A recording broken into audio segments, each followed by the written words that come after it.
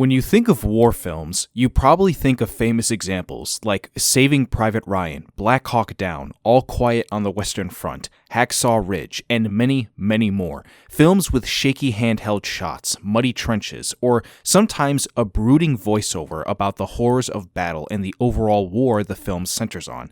But Warfare, Alex Garland's latest movie, doesn't show us war. It immerses us in the experience of warfare itself. Hence the title. It's brutal, hyper-real, and strangely poetic given the results of this particular story. With the movie now on HBO Max, I finally got a chance to see it after missing it in theaters. In this video, we are breaking down how Alex Garland didn't just make a great war movie, he reinvented the genre by stripping it down to its raw psychological core. This isn't just a war film, it's a warfare film. And yes, there is a difference. This is not going to be an insanely long video, but what I do talk about will be worth it for the whole journey of what is within this commentary and analysis. I think the first and best place to start is with our directors, Alex Garland and first-time director Ray Mendoza. Now, I don't want anybody to take offense to this or get the wrong intentions, but I don't exactly put a whole lot of stock in Ray Mendoza being the big director involved in how much of this movie was made through his lens. This is still very much an Alex Garland movie, and you can tell throughout every scene, especially given his recent work with a movie like Civil War, where someone like Ray came in to bring his act of directing was by showing the actors the exact ways of how the real events happened. He was a part of that squad of Marines and SEALs that were ambushed by insurgents,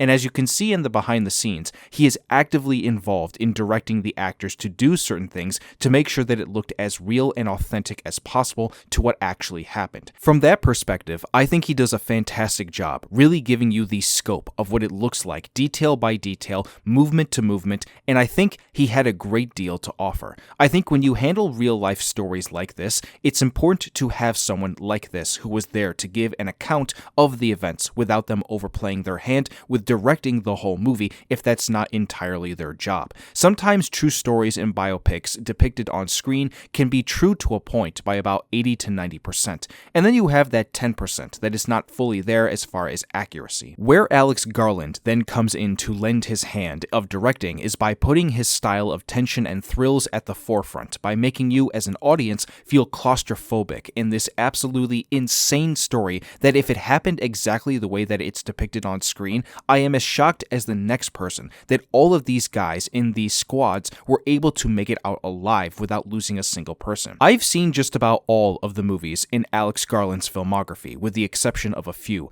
and for a lot of film fans, where he finds his greatest strengths are by building on the psychological dread that many of his films explore. He has a way to make the stakes feel intimate and very real amongst human characters, and given the true nature of the story, I think he understood that he had to make sure that that was at the forefront of his direction to the actors. On top of that, lots of his movies have a way with visuals, great-looking productions on real sets, and sound design that is top-notch. Pulling from his recent Civil War movie, you can see a lot of that film in here with those aspects of filmmaking. You just feel like you are inside the battle, hearing the gunshots, the explosions, the screaming of these men as we see some of them get severely injured to the point of almost dying. More than anything, I think he's just a director that understands the moments. At first glance, when you hear that, that's a very vague description that I just put out, but if you watch Warfare, you understand what I mean, especially when the big scenes happen and we watch these men get put in the worst of circumstances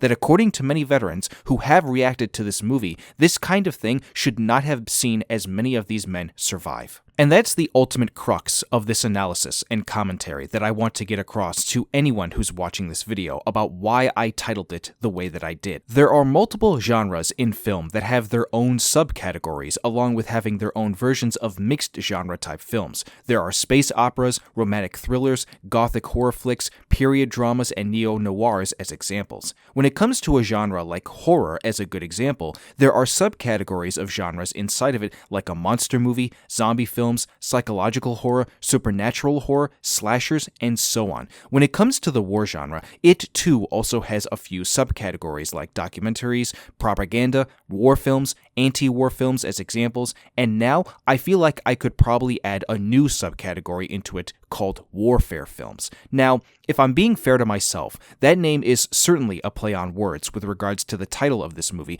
and I'm sure that it could probably have a better name. But I think the point I'm making is that this movie outlines that there is a way for filmmakers and creatives to make a movie around events without there being anything else to distract from it. The story, if there is any, is not a primary focus here in Warfare. For a whole hour and a half, all you are doing is following these guys in these houses and this battle against insurgents trapping them in. Other than the opening 3 to 5 minutes, which I actually kind of have a little bit of a soft spot for given how weirdly unnecessary but also pleasing it is to watch, the entire film does not cut to any other location than the main house that our soldiers are in as they fight to survive. That's why I categorize it as being a warfare film instead of a war film. War as a word refers to the overall sustained conflict between each side fighting one another. Warfare refers to specific activities, tactics, and methods used to conduct said conflicts inside of the war the film is about. I know many of you will probably give me shit for being as technical as I am with this,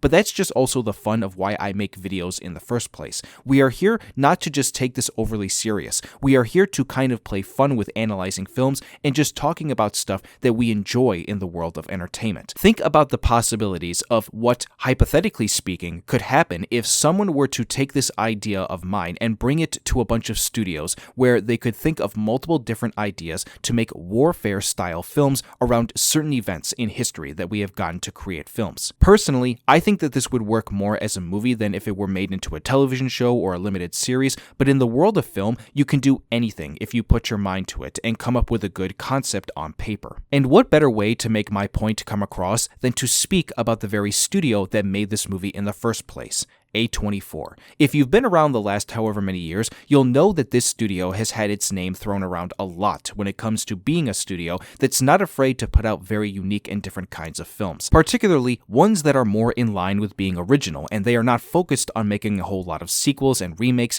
even though they probably don't have the rights to make something out of a remake, because that would require paying a lot of money to get those rights to other stuff. But my point still stands. They do primarily focus on original films. Both Alex Garland and Ray Mendoza bringing this story to A24 was a very genius idea, and that's not to say that any other studio wouldn't have taken this up. I'm sure that they probably would have, but I also think for the type of budget that this film is working with and some of the filmmaking choices that are made in the production, I don't know if anyone else was more suited for this task than A24. A studio like them also has the pedigree to attract a lot of great talent when it comes to actors. I mean, just look at this image right here and feast your eyes on all the incredible talent that they were able to get. Will Poulter, my man Cosmo Jarvis from Shogun, Joseph Quinn, Charles Melton, Michael Gandolfini, Kit Connor, Noah Centineo, and then D'Pharaoh Woon-A-Tai, who plays the role of Ray Mendoza. Apologies if I absolutely butchered the fuck out of that name. I'm not the best with that kind of stuff, but he was great as the character who probably gets the most screen time and focus. These actors were all electric and brought their A-game with these roles, portraying these men, and I love that before the film even came out, from the outside looking in, a lot of people were able to see the camaraderie of the actors behind the scenes as they formed this great bond as brothers in arms outside of production and then when they were making the actual movie. It just feels like all around, everyone knew the assignment, and that's why we ended up getting, at least for me, one of my favorite films of the year so far in 2025. I would love to see more movies like this, whether they portray real-life events or even ones that are based in fiction and don't have any narrative back to them as far as something that actually happened. I think it would be a really cool idea for Hollywood and the many studios who work within it to try something new, and that's at the end of the day what you see a lot of film fans clamoring for, and we got it here with Warfare. And there you have it. That is my commentary and analysis. What do you all think if you've seen it already? And finally, taking into consideration what I brought up in the video, if you take the scenario of hypothetically wanting a studio to make a warfare style film that focuses on a singular battle, what historical example would you want to see? Or even one that you could just make up in your own head that has nothing to do with a real event?